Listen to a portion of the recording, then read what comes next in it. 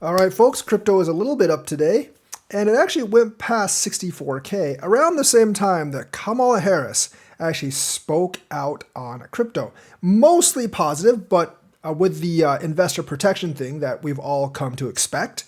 So let's actually see what she said. She said she would actually boost investment in crypto and AI. So NVIDIA must be singing praises as well. But she did stress consumer protections.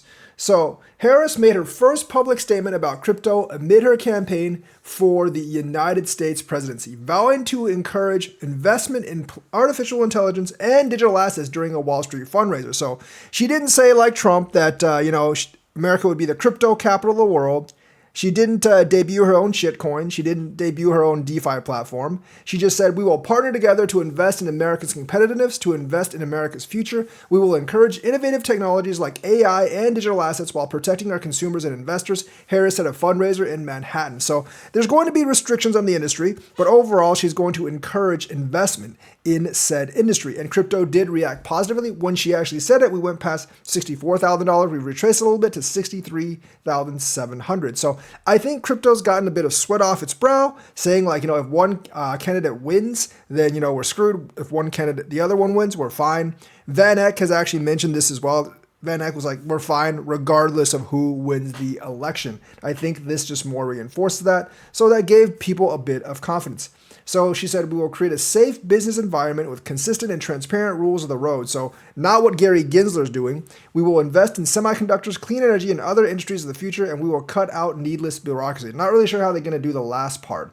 But I do think that Harris is going to take more of Chuck Schumer and Nancy Pelosi's view rather than Gary Gensler and Elizabeth Warren's view, because I think the chorus of pro-crypto congressmen is growing louder, especially with all that super PAC money that's actually coming in.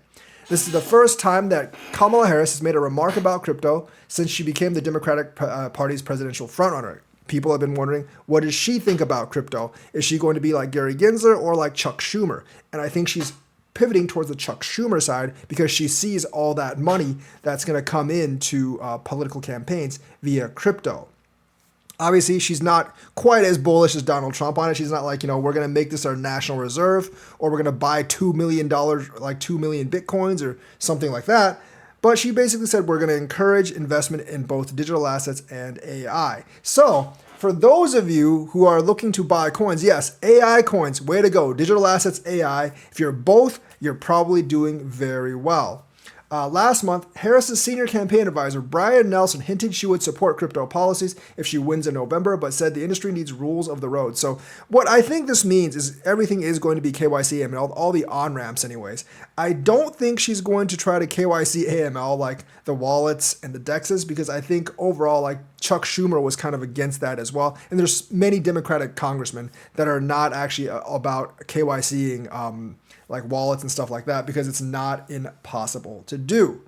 The crypto industry has been waiting for this moment to see if Vice President would branch off from President Joe Biden's approach, who some have seen as unfriendly towards the sector. And I actually think she is going to be different from Joe Biden's approach, and she's going to be more friendly to the sector because the money dictates it. Money can buy politicians. Money can buy all politicians. They bought the Republican Party. Now they can buy the Democratic Party as well. Donald Trump once said that crypto Bitcoin was a scam until, he figured out he could make money from it, and until they started donating a lot to the GOP campaign. Then he changed his mind. I think if you throw a lot of money at the Democratic campaign, they'll probably do the same thing, and they have actually thrown a lot of money into some of these Senate races, and for certain like primaries in the Democratic campaign, these senators are seeing like what kind of a huge effect these crypto PACs can actually have on their candidates. Elizabeth Warren is seeing her anti-crypto allies drop one by one, and other people are paying attention too. Even in the primaries, the pro-crypto Democrats are beating the anti-crypto Democrats. And of course, like Ruben Gallego in the campaign against Carrie Lake, the crypto Fair Shake PAC is actually supporting him over Carrie Lake, even though that could actually wrest control of the Senate away from Republicans, because they believe that Gallego would actually beat Lake anyways, and they want to be on his good side. And Gallego did actually vote in favor of the FIT 21 bill.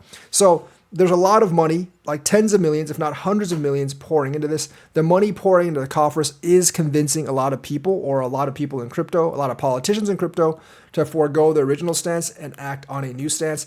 As more and more people invest in crypto, including politicians, they're going to be more and more pro-crypto. And I don't think this is something that Gary Gensler or Elizabeth Warren can stop, because they're going to be fighting alone.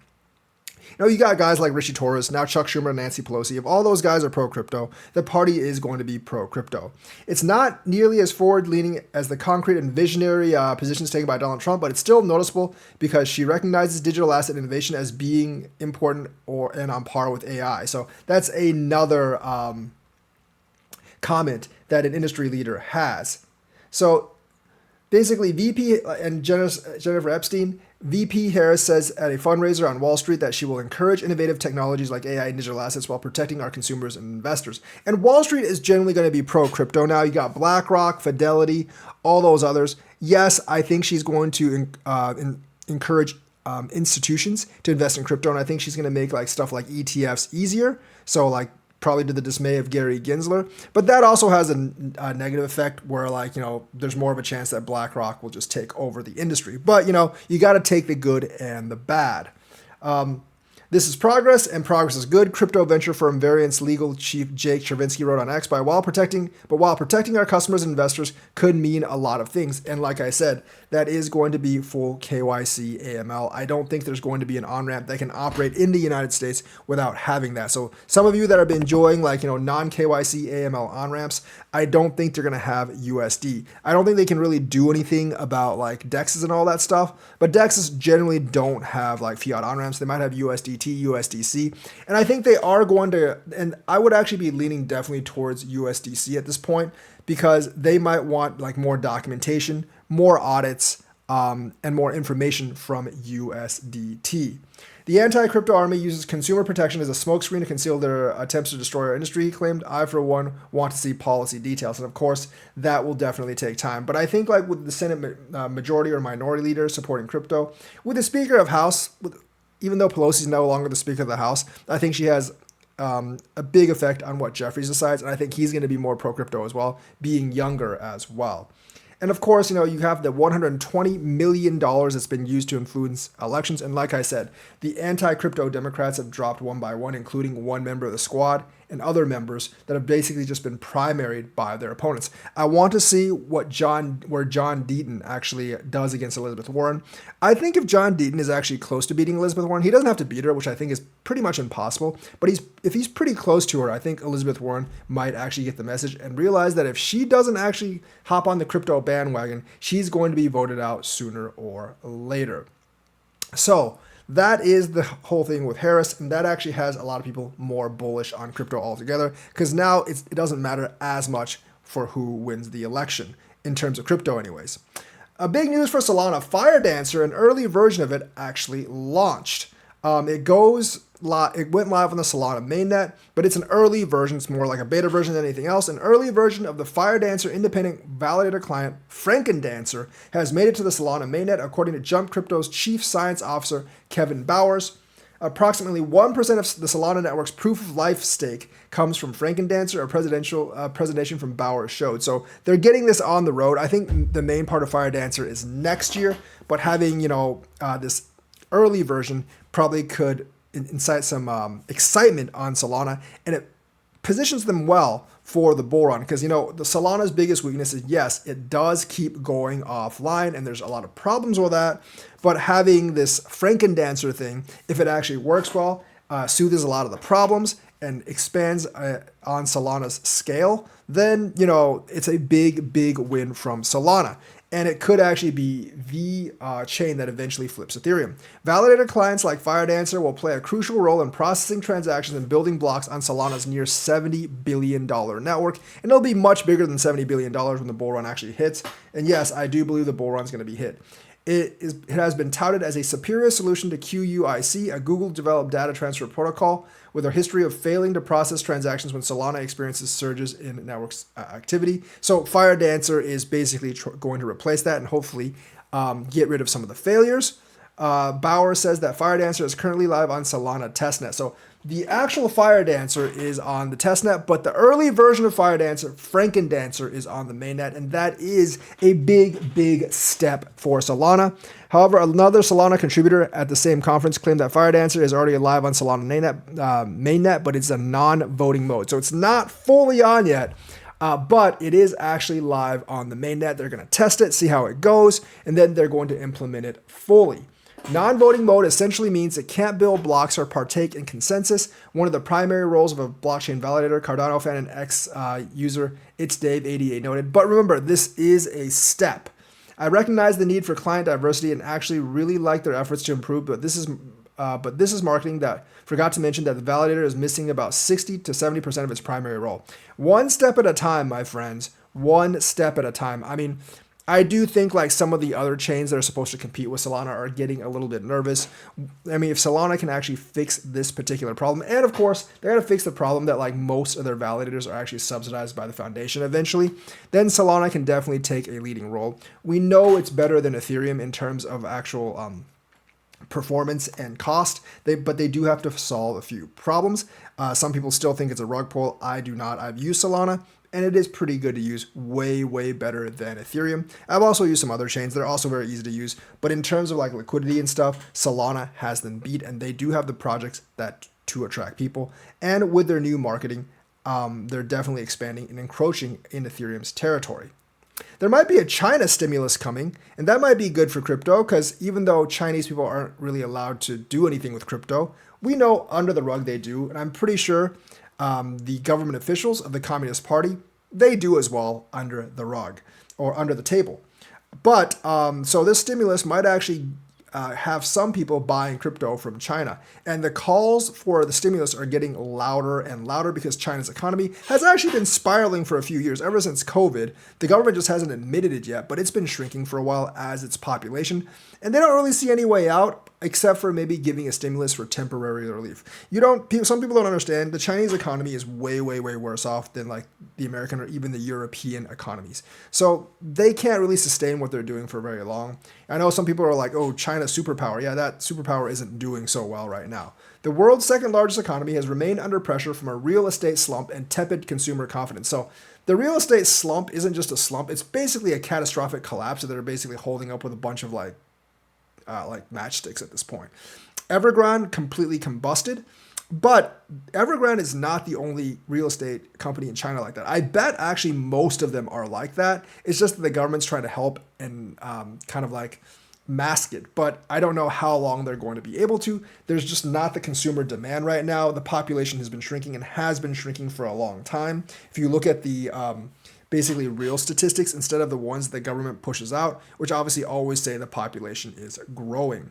But youth unemployment rate is up to like 40% right now in China. And that's why a lot of these young Chinese people are like basically going to South America and trying to come across the southern border of the United States, even though they have to walk hundreds of miles and it's extremely dangerous and they're probably going to get caught and deported anyways.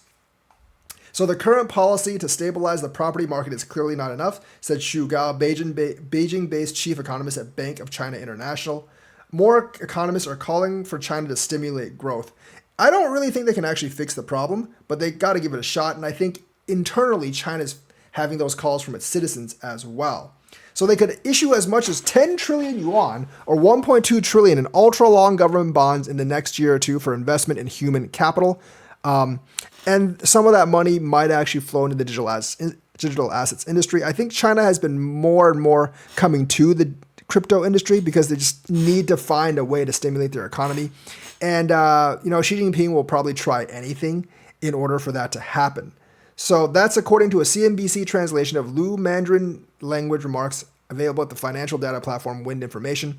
His presentation Saturday at Renmin University China Macroeconomy Forum was titled "A Basket of Stimulus and Reform: An Economic Revitalization Plan to Substantially Expand Domestic Demand."